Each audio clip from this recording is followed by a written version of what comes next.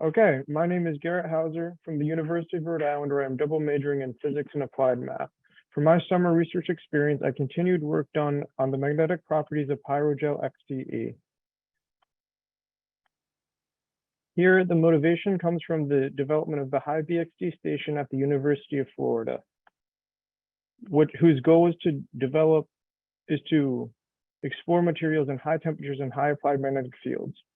Through this, there becomes a need for high temperature insulation to go in between the internal 1,200 degrees Celsius furnace and the low temperature superconducting coils. This is where we introduce our material made and manufactured by Aspen Aerogels. Pyrogel XDE is a specially designed aerogel made for high temperature insulation that has a max use temperature of 600 degrees Celsius. The important thing to note is that it contains iron oxide, which is a magnetic material. The high BXD station is very sensitive to small magnetic disturbances, so before we can use pyrogel, we first have to understand its magnetic properties. We do this by the use of a superconducting quantum interference device, otherwise known as a squid magnetometer, which has a temperature range from 2 to 400 Kelvin and can reach magnetic fields up to 70 kilogauss.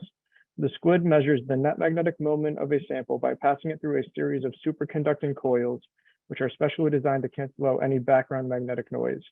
The squid gives units in EMU, which stands for electromagnetic unit coming from the CGS EMU system, where magnetic field B is measured in Gauss, magnetization M is measured in EMU per grams, and magnetic susceptibility chi is measured in EMU per grams per Gauss, where they are related by the equation magnetization is equal to magnetic susceptibility times field.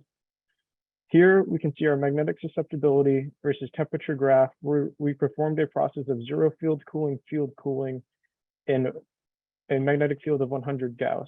Here we identify three main points of interest. At low temperature, we see something called a Curie tail.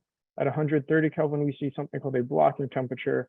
And at 260 Kelvin, we saw a step up in magnetic susceptibility, which we can say comes from a Morin transition, which only occurs in the alpha phase of iron oxide, which is also known as hematite.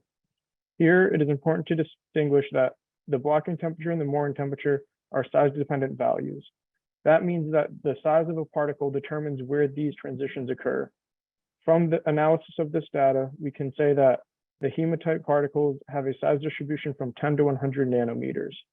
Similarly, if we look at this blown up section of the graph, by analysis of the trends in curvature seen, we can say that the nanoparticles are spherical in shape. There was also significant research done on the behavior of magnetic moments in pyrogel XDE. However, we will not be able to discuss this due to time constraints. Here we see the main takeaways from the research this summer, that pyrogel XDE contains hematite particles that experience a Morin transition at 260 Kelvin, and that the particles are spherical in shape and have a size diameter of 10 to 100 nanometers. Future work can be done to get a better approximation of the size and behavior of magnetic moments in pyrogel, as well as looking to an apparent mass loss that occurs at high temperatures in pyrogel. At this time, I would like to thank my mentor, Dr. Mark Meisel, the National High Magnetic Field Laboratory and the University of Florida for providing me with this opportunity. Thank you.